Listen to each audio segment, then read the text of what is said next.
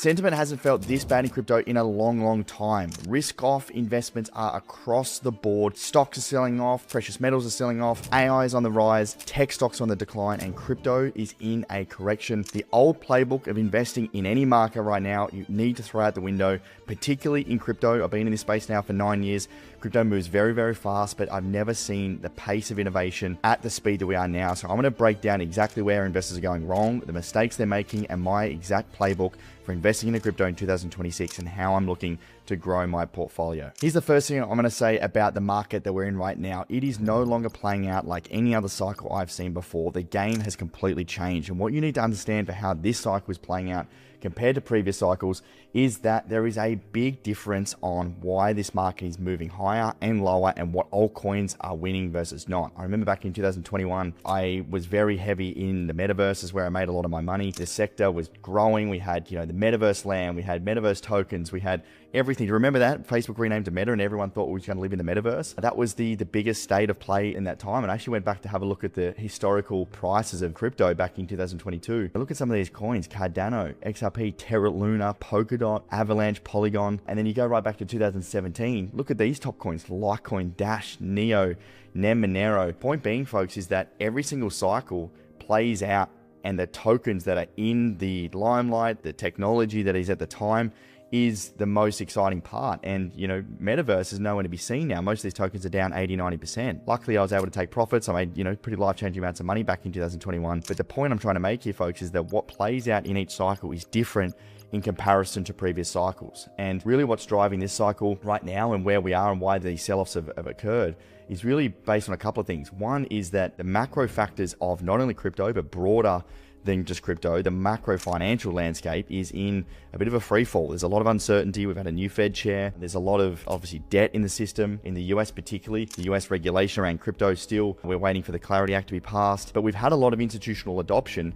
But institutions, just like retail investors, have played into this, big sell-off, all right? If we look at the charts, we had this big cascading sell-off not that long ago, probably one of the sharpest sell-offs we've seen in crypto in a long time. Why is that? Well, we had these hedge funds, these big institutions that were buying ETF owners, they de-risked just the same as retail investors. And what happens when institutions de-risk is they're obviously selling a lot more, and it created this liquidation pattern. And, we're now heading back towards that 200-week moving average, this sort of value area we've been talking about. But the next sector and these next assets and sectors that are going to be moving into this next leg up is going to be different based on the sectors that we're looking at and the fundamentals of those projects. I want to talk about that now as to what projects we believe are going to be, the ones to invest in out of this value area. Before I do that, I just want to share a little bit around how, in 2025, Trump came in and it was the time for crypto to shine, right? It was, the end of 2024, Trump came in, but, Trump was pushing crypto as the home of crypto. It was going to be the thing that pushed crypto forward. And what it's turned into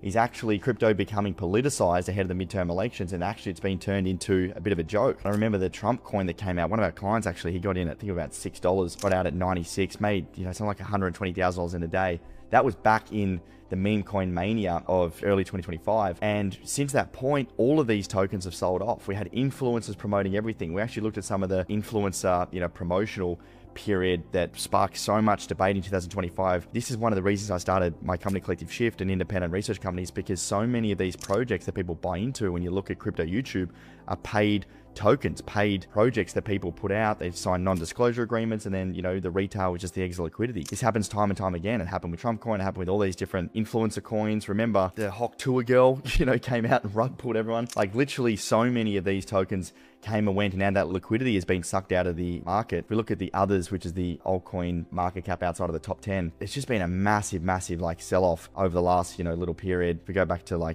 maybe the last 12 months, the altcoin index is down 35%. And that's really important because, from a fundamental perspective, over the last 12 months, this was a research piece I put out recently. Two of the projects that we invested into, again, that we're bullish on was Hyperliquid and Syrup. All right. And Hyperliquid is a derivatives protocol. It generates $1 billion of annual revenue with 11 full-time contributors. All right, that is wild. Let that sink in for a second. A $1 billion in annual revenue with 11 full-time contributors. How is that possible? Because of blockchain. That is where blockchain is so exciting. Same with Syrup. This is a DeFi protocol that I've been invested in for a long time. Took profits out middle of last year because it is a strong fundamental project. And these have like way outperformed the others index, which is down 35%, even Bitcoin. So the point being is that these projects, Hyperliquid wasn't around in 2021. Syrup wasn't around in 2017. What we invest into this next period and these next altcoins will be different again. And that is a big part that I spoke about in this post here, is like revenue as a signal. But what really matters right now is the next altcoins, the next investments may not even exist yet. And that's what happened in the metaverse, all right? No one even speaks about the metaverse anymore. You have to update your strategy. What worked in previous cycles does not work now. The other thing that people get sucked into before we talk about those altcoins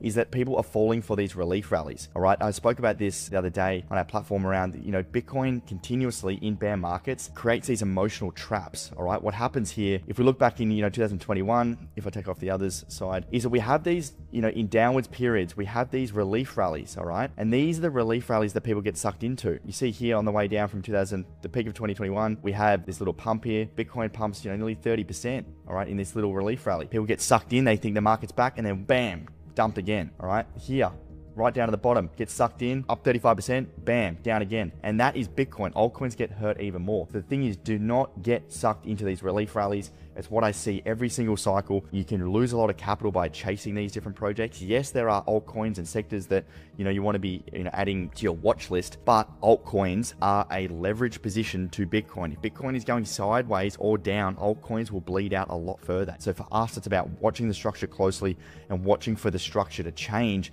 and move to the upside before getting into the altcoin positions. Otherwise, you're going to get absolutely wiped out. So don't get sucked into these relief rallies until the market structure changes. Right, so the traps. Why and what are we waiting for before we start adding capital in? So these areas that we're looking at to add capital in, I see time and time again, people get sucked into influencers and FOMO and people getting excited to get into early. Now, I want to make sure you guys know the way I think about it, the way we think about a collective shift is Bitcoin and altcoins are two separate asset classes. Bitcoin for me is the best asset on the planet. I believe it's going to the hundreds of thousands of dollars in the future. And I believe Bitcoin, accumulating this value area, is a great time to be accumulating long term. But if you're waiting for the structure, it's all about your risk to reward. The two things that we're looking at, one is the Clarity Act. All right. The Clarity Act is, at time of recording, close to, 75%, 85% probability that it gets approved. Think about this as like the framework for, institutions to actually invest and allow Bitcoin and crypto in the legal way. For so many years, financial advisors haven't been able to advise people to buy Bitcoin. Very few issuers of ETFs can actually get involved and buy and allow ETF issuing for their clients. What we're seeing is institutional adoption trying to front run this Clarity Act. All right. We saw recently BlackRock literally just invested into Uniswap, a DeFi player.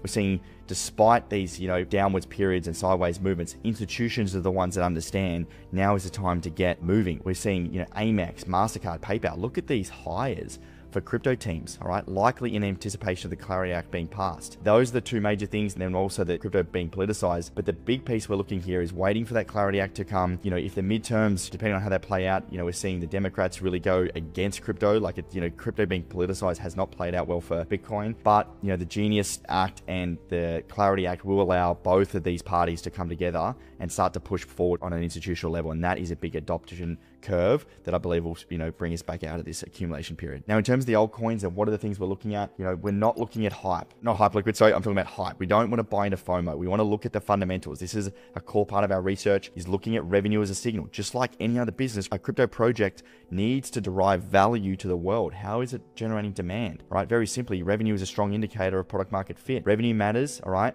but we also need to look at token economics. We need to look at genuine economic demand. We need to look at other factors outside of just, revenue. What are those things? Well, if we look at something like Hyperliquid, one of the reasons that I'm excited about Hyperliquid, it's a very strong fundamental project. It's up 36% over the last 30 days, way outperformed the entirety of the market. If we look at hype against Bitcoin as an example, if we bring that over this chart, even if we go to the last month or so, Bitcoin down 23%, Hyperliquid up 20%. Why is that? Well, because it generates real value, real revenue back to the token holder, all right? And it recently announced even more buybacks. What happens is Hyperliquid generates revenue, it goes back and buys the token. Really strong token economics with product market fit. It's got the Hyperliquid liquidity pool that basically allows more buyers and issuers of the Hyperliquid token to accrue across the token. The platform fees that it generates goes back to the token. It has burning mechanisms, and the token unlocks are better than a lot of altcoins. A lot of people don't realize that altcoins have new supply that comes into creation, just like fiat currency. And if you don't have the demand, well, then guess what? The supply is increasing. What's going to happen? Basic supply economics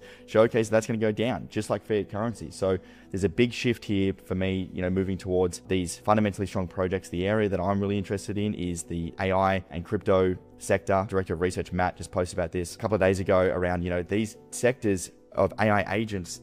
They are looking for protocols to interact and trade and be able to build financial ecosystems on. Blockchain is the best way to do that. AI agents can't go on KYC on Coinbase, right? This could be the 0 to 1 moment. So AI, fundamentally strong projects, these are the areas that I'm most excited about. I'm not deploying any new capital into altcoins just yet, but when that structure changes, as we know, that rally out of these dips, like we saw early last year in the tariffs sell-off of April, we saw a big sell-off, and that momentum out of those big dips is ginormous for altcoins. If you're in the right altcoins on the way back out, watch out, because that's where you can really make a lot of money. Money is not made in the bull markets. They're made in these sell-offs. This is where the sophisticated investors, like the institutions, are allocating, and it's where a lot of other people panic and get scared and leave. All right, so this dip here, all right, we saw Bitcoin from top to bottom. This was the peak of the tariff sell-off, right, the big fear. And then you overlay the others market cap on the other side of this. We had this big sell-off, all right? And then we had fundamentally strong projects really rally out of that. The rally out of those lows is so much stronger for altcoins because there's far less liquidity in them. Just same on the move downwards. When there's illiquidity and there's sell pressure, they can move very, very fast down. Same on the upside. That's why timing matters a lot more in these sell-offs and these corrections. One of the core principles, as I mentioned, is fundamentally strong projects like these tokens. This is where I made all of my money in crypto, right? If we look at over here, this is our proven, portfolio performance review of the last 6 years. This is audited. I've averaged 116% year-on-year growth over the last 6 years, and that's because of getting into projects during these periods when there's not a lot of attention and the market's down. All right, they're the biggest tokens that I made money on. Ethereum at $80, Syrup got in at 5 cents. Hype did extremely well. There's so many of these projects that, again, you don't buy when the market's pumping. You're buying extra liquidity if you're getting there when the market's up. So these periods of times when we're getting these sell-offs is the best time to get involved. If you're interested in the research we put out and becoming one of our clients and, seeing how we work with our sophisticated investors and getting access to this data, we work one-on-one with all of our clients and do strategy, in-person events, etc. I'll put a link in the description below. You can check it out, but we'll continue on. So it's really important to make sure that you're looking in the on-chain data. You're looking at what's actually happening below the surface, what's happening to the tokens behind the scenes, what's the unlocks, and looking at exactly what the value of the token is, not just buying on speculation and FOMO. Those days are gone right now. You cannot rely on these old coins to come back from the ashes based on no fundamentals, no one using them. There may be a point in time in the future where that comes back, but for now, it's about protecting the portfolio, protecting the capital, and ensuring that you're investing based off where we are in the structure and buying during these value periods. So if you're interested in seeing how, we work with clients and you want to apply to work with us, I'll put a link in the description below. You can check out everything about how we work with our clients. Otherwise, thank you so much for listening. And if you like this video, just leave me a comment of what you want to cover next, and I'll see you on the next one.